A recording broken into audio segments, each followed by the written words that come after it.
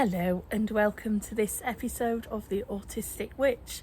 I've not made a video about being autistic and a witch for a while, but this time I was thinking about this because as somebody who lives with chronic illness, a lot of the things that I do, they're very incorporated into my lifestyle. So it's not all about ritual and all about doing something which is just dedicated to that one thing. Sometimes the things that I do can be really, really simple, like using herbs in my cooking, for example. So what I wanted to do was to make a little video about me making some cheese scones and using herbs in my cooking, and how that's important to me as both a witch and for my health as well. I think generally my well-being, it's a really important thing to do, and I wanted to give a little insight as well, because sometimes a lot of these things are very hidden, they're very personal. So for example, my style of baking is perhaps a little unusual, but it's unusual for a reason, and it's because when you live with disability and chronic illness, it's actually quite a challenge to do things like baking, and I basically don't do as much of it as I would like to, and actually it's really difficult sometimes to find the energy, to find enough spoons to do it, and I feel really sad about that, because I used to do a lot of baking. I used to make all kinds of things.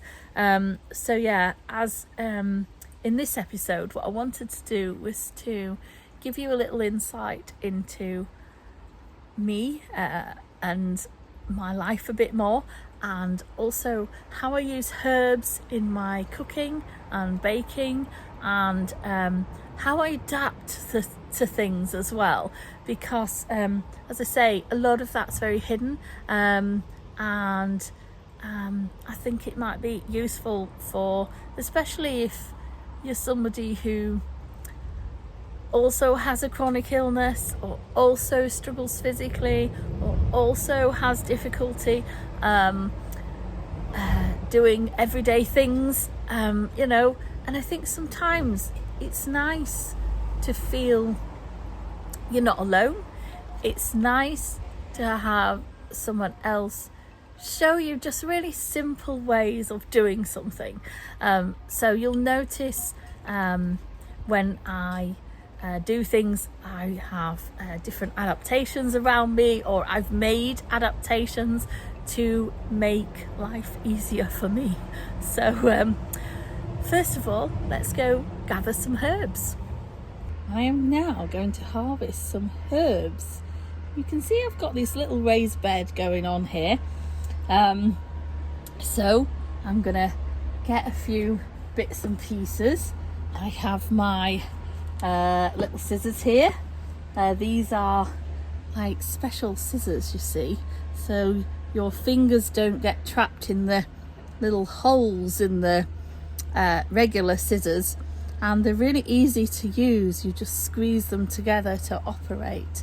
So they're actually scissors designed for people with like arthritis and problems with their fingers, so they're great for me, and I can just use them to snip off bits and pieces of what I want. So I think what we'll do is we'll get a bit of thyme and a bit of rosemary. There we go. I'll just get the ends off. I'll have a bit more time, I think. Get a few snips. Oh. Back's starting to hurt already. This is what happens when I'm stood for too long. But right, and I've got a little bit of sage as well here, so I think I'll have a little bit of sage as well. So I've got my little herbs now, and time to move inside and to have a go at making some cheese scones. So here I am in my funky little kitchen. I'm sat down, have a little chair on wheels so I can wheel myself about the kitchen. It's actually much easier to get around. I do have an adapted bungalow, but the kitchen still has issues. It's still not really adapted for someone like myself. So I do have to sort of make my own adaptations. Anyway, what I'm now doing, I will move the camera down to show you. I am just stripping some of the little herbs off there. I've got another little table here, so it's lower down for me to work as I'm sitting. So I'm just going to strip off some of these little leaves off my herbs.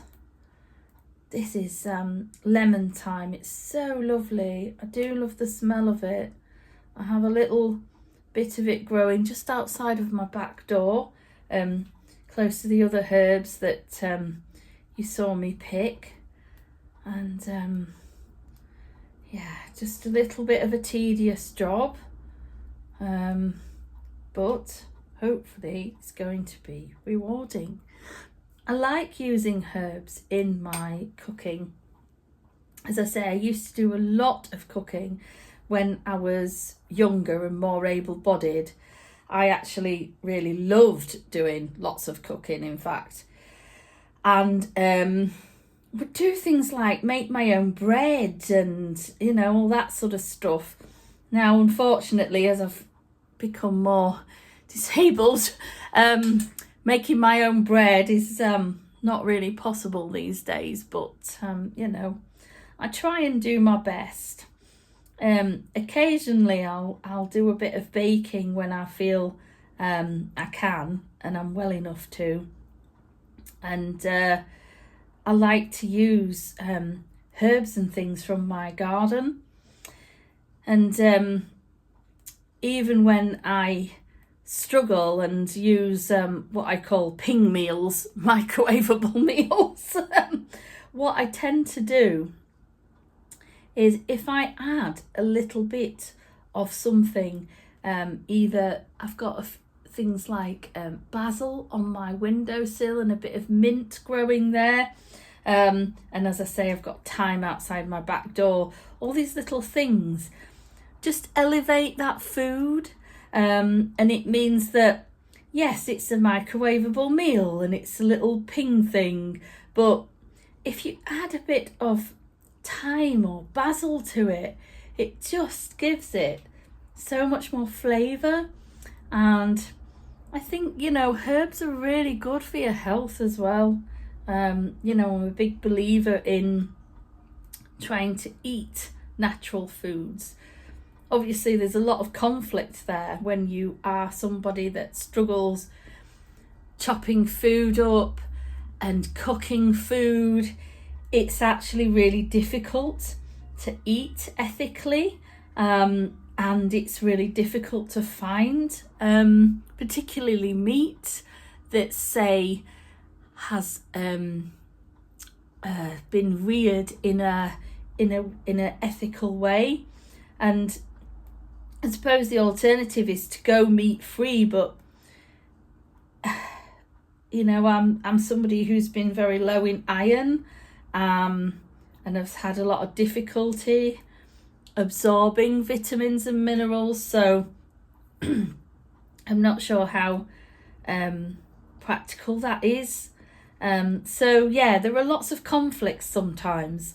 I like to think about the ethics behind food, and particularly, as I say, behind sort of animal welfare and that sort of thing.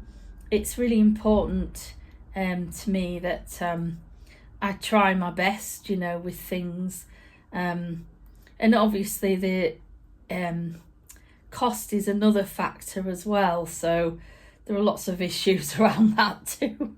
So yeah, there are things to think about when it comes to that sort of thing.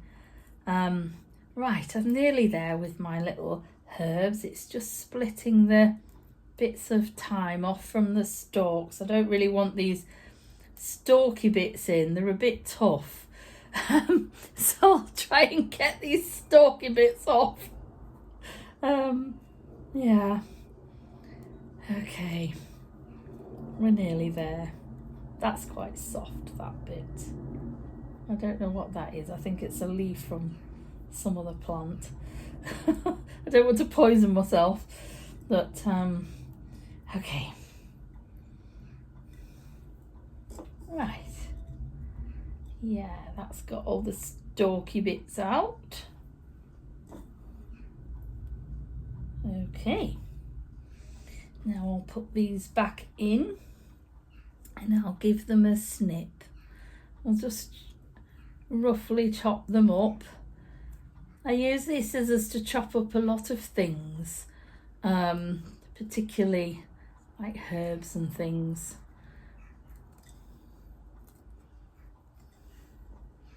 These bits of rosemary are from quite young plants. I think them stalks are quite soft. I don't think them stalks are going to be too hard. So anyway, I'll keep going. Do a little bit more snipping. Okay. I do sometimes grieve for the person that I was. You know, when I was working full time and, like I say, able to do things like make bread and make pastries, and I used to make all sorts of things. And I really, really love cooking. It is one of my hobbies, and it's something that I've not really been able to do as much of, and it's I feel sad about it. There's a whole sort of grieving process that you go through, and you know, I think every person that's been through chronic illness and disability goes through that grieving process where they reflect on the things they used to be able to do, and then the things they're left actually being able to do as things are now. And you do feel a lot of sadness and sometimes anger as well. So yeah, it can be very difficult. Okay, so 1 bowl of little chopped herbs for my cheese scones. So the recipe that I have for scones, cheese scones, is it mentions 50 grams of butter and then around 225 grams of self-raising flour. So what I'm going to do is I'm going to show you my little Crip method of making this, and you will notice that this involves no scales, there's no cleaning of worktops, wiping things down, there's not a rolling pin in sight, and yeah, I'm just going to show you how I managed to do things, because you know, all of this extra stuff, rolling things out, getting flour everywhere, all of that stuff, it takes a lot of spoons basically, and it takes a lot of time to clean up. It's very physical, so I have to do things my own way. So this is how I do things as somebody with a disability. So I'm gonna move my camera now. This is always fun, trying to do this, show you. I've tried to prepare my ingredients, and I have here, you can see, a little ramekin dish. Okay, so if it's 50 grams of butter to around 225 grams of flour, that's basically, if we said it was 200 grams of flour, that's a quarter of butter to flour.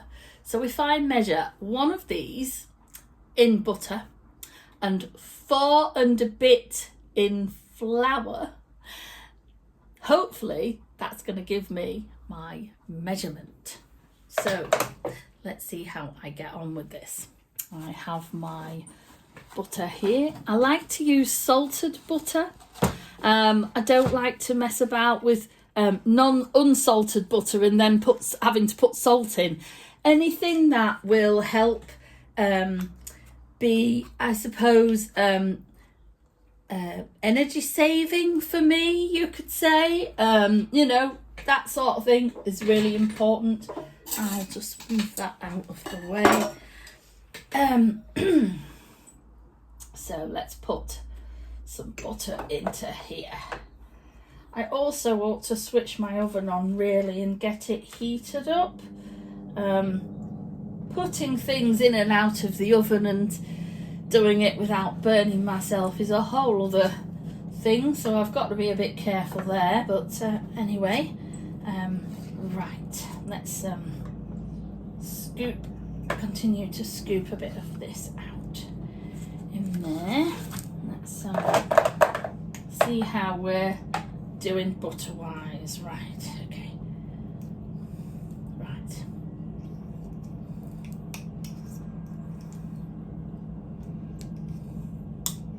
Okay, that's not bad. I'm gonna say that's 1 thing of butter. So let's get that into my little bowl. I'm just gonna move my bowl onto my knee so I can reach it more easily and scoop my butter out.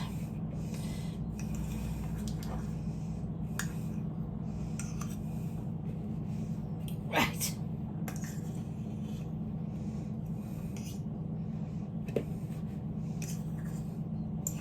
There's still a bit of butter left in here, so what I'm gonna do is now fill this with flour. Now I need to get some more flour, so I have a new packet ready, and I'm going to use what's left in here in the old flour.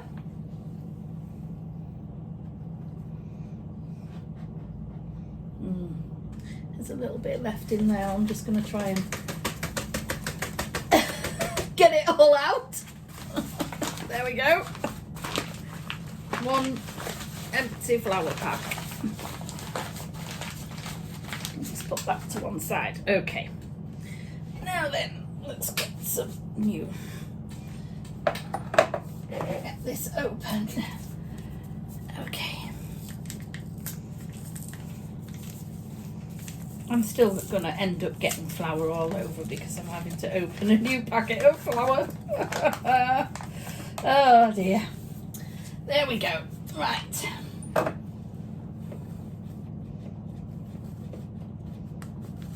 Oh! Okay. So, that's a bit much. Right. Let's try this again. Okay, let's resume. Having scooped a bit back into the packet and done a little sweep, I realised I should scoop it up from inside the packet rather than trying to pour the packet in there. Anyway, this is now the 2nd thing of flour, and there was a bit of butter left in the bowl, but I've been able to just scoop that up and let the flour start to take what's left in there, and hopefully it'll come out nice and clean and be ready for the next scoop. And there is as well a little bit extra which I have actually put in because it was 225 grams, so that will hopefully be enough. Okay, next one.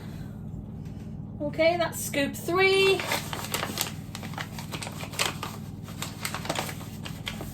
And let's go for scoop 4. Great. Okay. Now I've still got flour everywhere. You know what I said about cleaning up flour? Oh dear. Right. This is why it's really important to make sure if you start baking that you actually have enough spoons at the beginning of the process, because it very quickly uses them. Right, I've cleaned up a bit of the flour now, and let's continue. Now I'm using a bit of cream of tartar in my scones, and these lids are awful to get open. You know, getting lids open is a real problem for me, and I regularly have difficulty with this. Yes. This could be a while. Okay. I might try a tea towel. See if I can get it open that way. I do have a door opener, you know, but they're really useless for this sort of thing. Finally. Right. Got it open. Right, so I want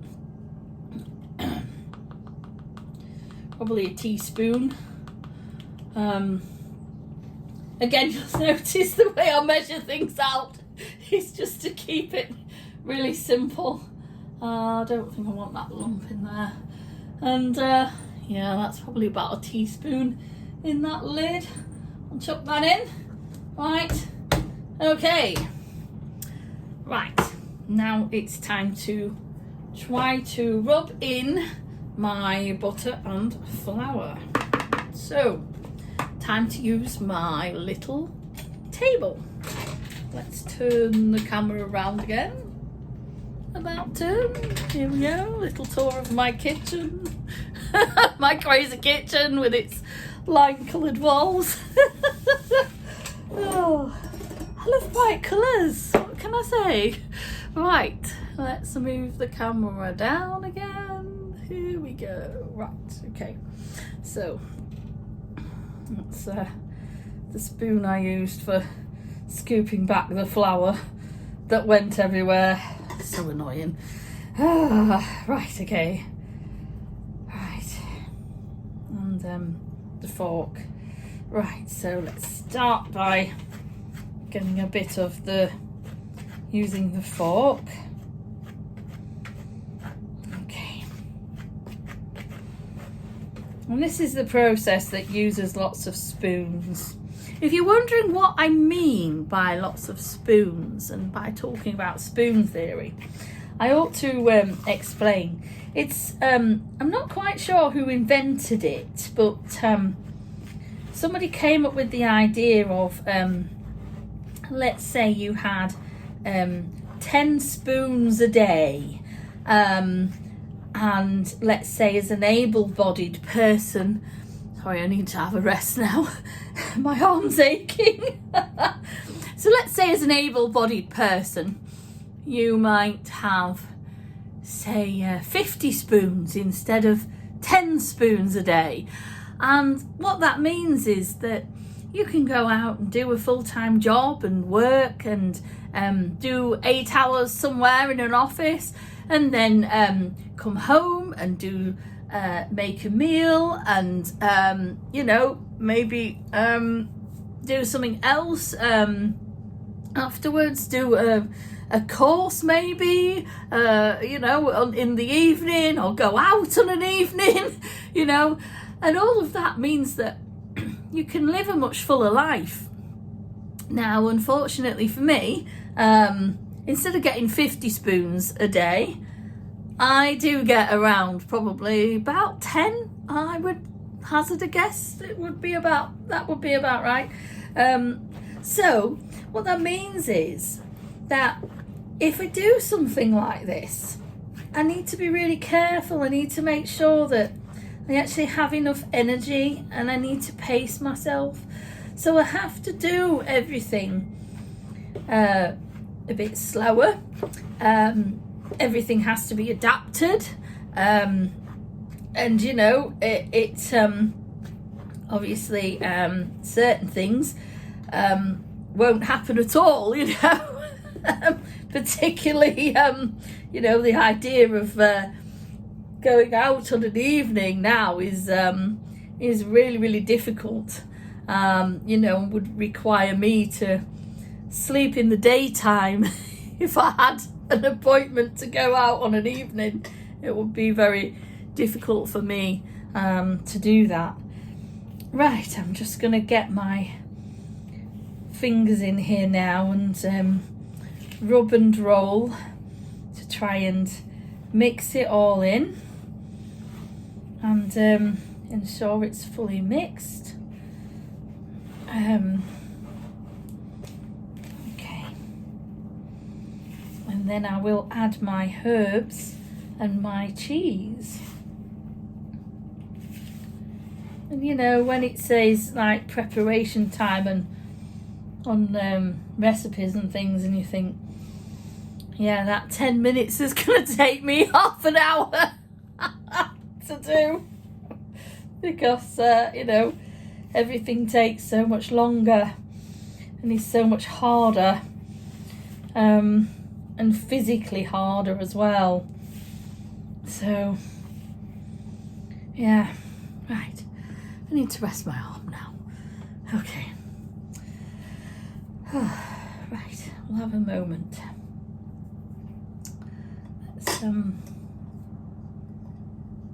just put my spoon in the sink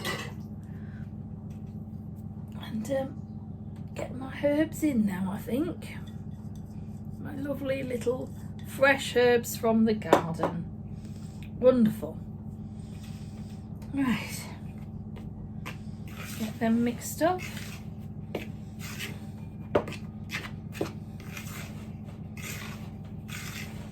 So I tend to keep things really, really simple and, you know, try to do, you know, as much as I can, but like I say, you know, in my own sort of adapted way. Now then, you will see this cheese. It is pre-grated. There's nothing wrong with pre-grated cheese. It's actually, funnily enough, come out the freezer. And I tend to just grab a handful, take it out the freezer, and then tuck it in. And there's a little bit of some other kind of cheese on here. It's cheddar with pickled onion mixed in with it, which I chopped up as well, just so you get that used up as well. Just cut that up as well. There we go. In it goes. Right, give that a little mix. Right.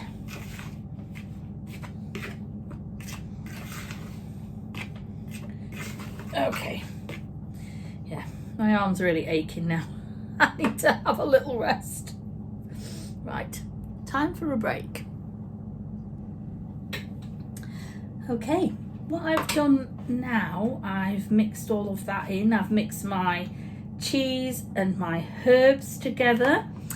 I have here a bit of milk. Now, it looks a bit of an odd colour, but that's because it's got a bit of mustard mixed in with it. Just a bit of English mustard. So I've mixed that together just to give it that bit of extra flavour. So I'll just put, actually I might keep hold of that spoon. It might have gone to the bottom in lumps, so we'll see how we get on. I'm just going to add a little bit of moisture. I don't know if I'll need all of this. Sometimes it's hard to tell when you're making scones. Sometimes you don't need much, sometimes you need a bit more. It's really hard to know. I tend to go by feel and instinct. so, okay, add a little bit more, okay, and see how that begins to feel, if it's stiffening up and coming together. Oh, arm's aching again. This is what happens. I can only do this in little bits and pieces. So frustrating. Right, I think I'm gonna try and get my hand in there and see how that feels. No, that needs a bit more moisture. Again, I'll add a bit more. I'm going to move it to my, closer to my body. Let's get a bit more. Nope, needs a bit more. Right. I don't want to add all of it and then find that it's too sticky. It's a bit of a process getting the amount right, and you know, it's hard to, you actually have to feel it. You have to get your hand in there, I find, and physically feel how that's coming together. No, you know what? I think I will add it all, and then give it a. You see that mustard stuck to the bottom. Right, scrape it out there. Come on. Okay. Right.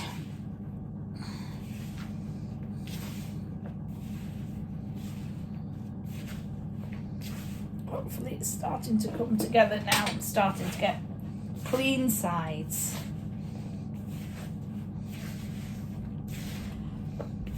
Okay.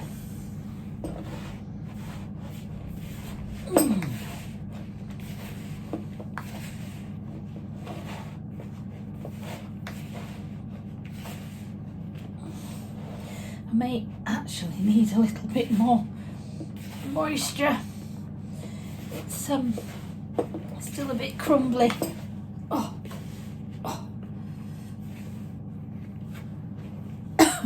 Yeah, right. I need to rest, and I'll just add a tiny bit more milk to this mixture, which I've got over here, some more milk.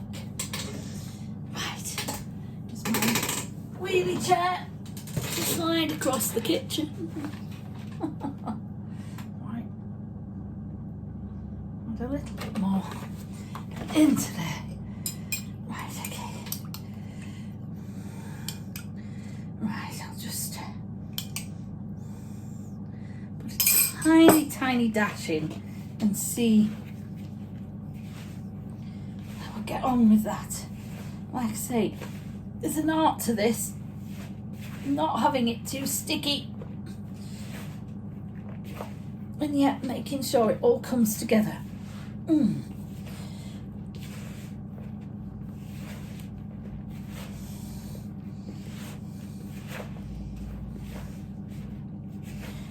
Right,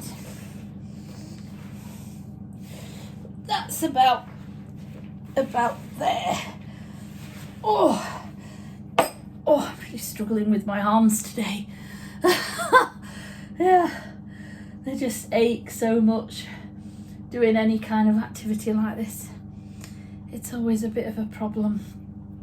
Anyway, right, now then, at this stage you will notice, as I mentioned before, there is no rolling pin in sight, and hopefully no more flour as well. So the plan is to, I've actually put my the little dish I was using, the ramekin dish, in the sink, so I'll get a clean one out. But so the idea is that hopefully I'll get around 4 scones, or maybe 5. We'll see how we get on. If they're a bit smaller, probably.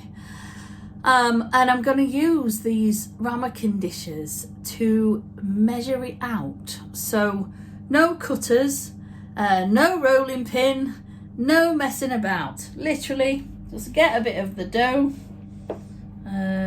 together like so. That's a little bit much.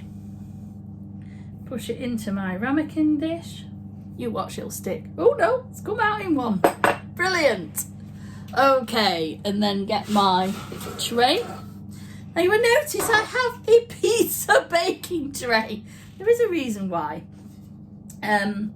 Pizza baking trays, actually, I have found are great for doing scones because they have these little holes and they cook the bottom as well.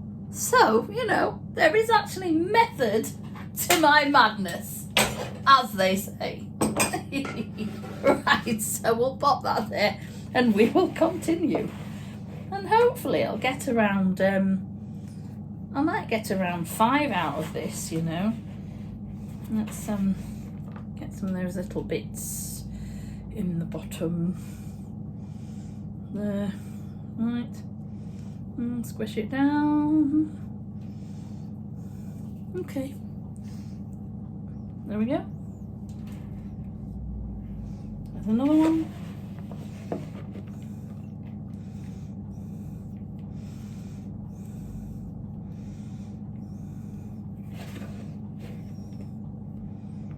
A few extra little crumbly bits that's fallen off. Okay. Right. Come on. Another. Let's get on this bottom here. No, and I don't know if I'm going to be left with a small one at the bottom. Sometimes that happens, which is a bit annoying, but then there we go. I might stick a small one in the middle. It might not be that small actually, we'll just, you know, keep going. Oh yes, there we go. Perfect, right. These little bits, let's see if we can squish them in. Make sure we don't waste anything. Right.